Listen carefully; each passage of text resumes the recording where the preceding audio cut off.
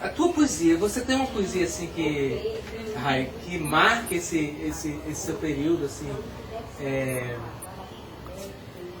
sendo poético, assim, uma poesia que despertou para sendo poesia, ou a sendo poesia já nasceu junto com os teus primeiros escritos, assim, com tuas primeiras poesias? Não, sendo poesia ela é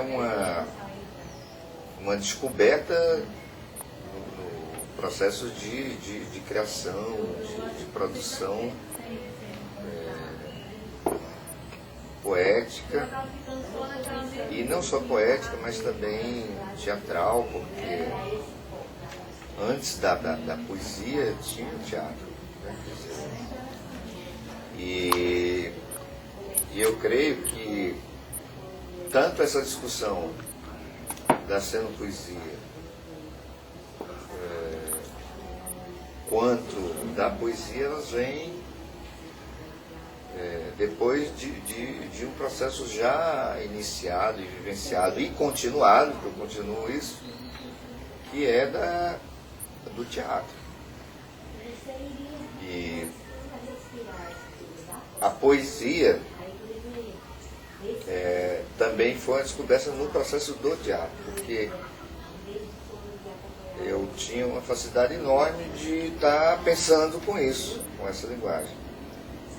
Eu sempre gostei muito de ser ator e curto isso, embora hoje eu não tenha essa preocupação de ser ator, eu realmente me comunico, me identifico, me defino como sendo poeta. Acho que eu não tenho mais essa preocupação, nem o tempo, nem a vontade de querer construir um personagem, de querer contar uma história, de querer estar enquadrado num formato aí dramatúrgico aí que está dentro das dimensões da literatura que se conhece. E eu acho que essa poesia vai nascer dessa reflexão de muitas coisas que eu já não queria mais fazer. Tanto a poesia, peguei um período muito importante no Rio de Janeiro, da poesia declamada, classicamente, que o cara pegava um poema do Mário de Andrade, um poema de Camões, um poema do Castro Alves, e ia declamar metricamente, né? E sílaba por sílaba e tal. Declamação. Né? Era aquela declamação linda, belíssima, mas não me atraía. Ou aquele cara que, mesmo querendo romper com isso, ainda pegava o microfone, ficava ali duro, preso ao microfone, né? E aí a gente vai conhecendo a poesia de rua, trabalhada pelo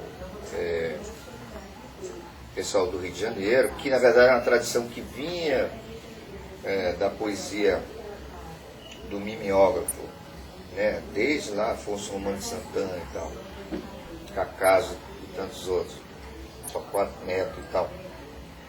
E aí essa poesia vai para a rua, nos anos 70, mais no final dos anos 70 ela começa a ganhar um peso grande, principalmente na Cinelândia, ali do lado do Amarelinho, onde ontem eu estava lá contando essa história, com um bocado de gente tomando um chopp ali no Amarelinho e contando isso, que enquanto um estava recitando um poema, o outro cantando, outros vendendo livro para a gente garantir o dinheiro do chopp e o tempo para a gente estar discutindo o mundo, o fim da ditadura e essa reflexão toda da possível democracia brasileira, que até agora não se consagrou, embora a ditadura tenha,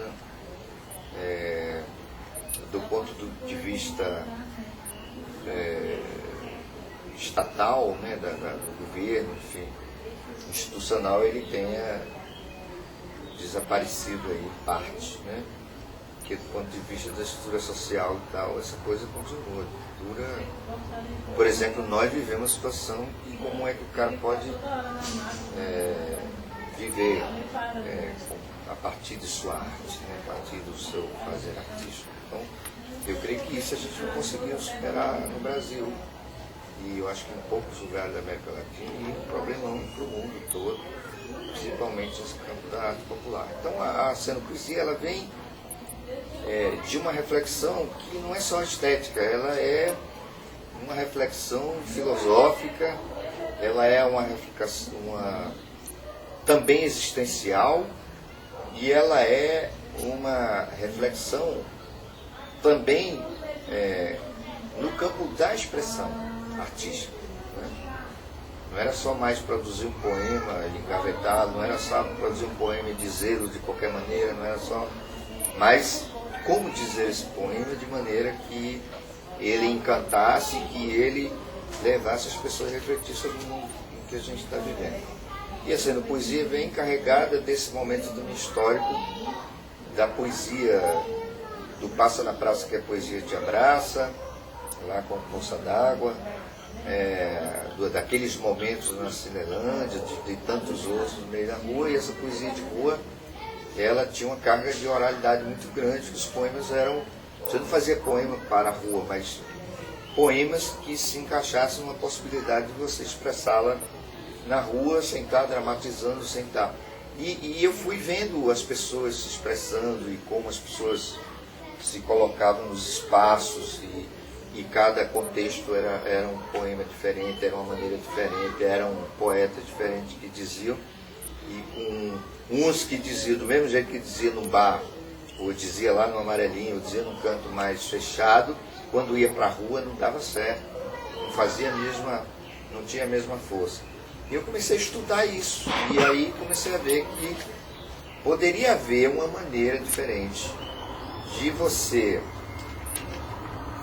juntando essas linguagens, de construir uma outra linguagem, de fazer o que eu chamo hoje de produzir uma síntese, que é dessa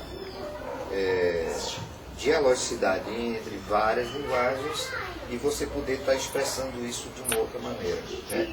De uma forma potente, de uma forma que agrega a conjunção de uma série de linguagens, que é a Cenopoesia. Então ali, eu, como sendo poeta, eu vou captar o contexto e a pertinência dos textos que eu tenho que colocar ali para eu poder me comunicar com um determinado público, com determinados atores, até porque na maioria das vezes as pessoas participam disso. E então eu fui construindo essa ideia da Cenopoesia a partir disso, entendendo também que não só as pessoas, não só os discursos, mas as linguagens, elas precisavam também encontrar um caminho de dialogicidade, de harmonia, de respeito uma à outra, né? No teatro, por exemplo, a gente tem muita história de música para teatro, de uma língua, o cinema então, né? E aí a gente começou a ver o seguinte: música é música, teatro é teatro e tal, mas eles podem se juntar, como nós estamos nos juntando aqui para conversar, as linguagens também, por que não? Né? Por que não botar essas linguagens para dialogar?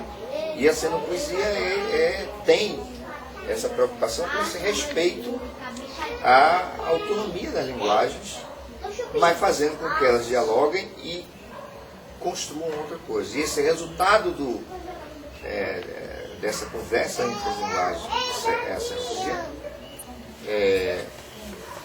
elas têm um outro resultado, têm um outro produto, né, que seria a Cenopoesia. E eu acho que por isso que ela é potente, acho que a Cenopoesia é uma linguagem muito atual, atualíssima. Ela talvez seja compreendida muito mais lá na frente, porque não é só um aglomerado de linguagem, ela tem uma preocupação, como diria lá o Boaventura Santos, com essa ideia da ecologia dos saberes, com essa ideia de você não estar... para você aparecer, para você existir, você não está precisando matar o outro, né? Você reconhecer o outro na sua conversa, no seu pensamento, na sua existência. Né? Eu existo com você. Né? E nessa existência a gente conversa, a gente vai dialogando, discordando, brigando, né? Vai construindo conflitos, mas esses conflitos numa direção da gente poder estar avançando como seres humanos, né? Que pensam, que produzem linguagens, que produzem discursos, e esses discursos sempre ligados a contextos concretos, a vida concreta das pessoas, né? De como elas pensam, como elas vivem, como elas andam, né? Como elas sonham.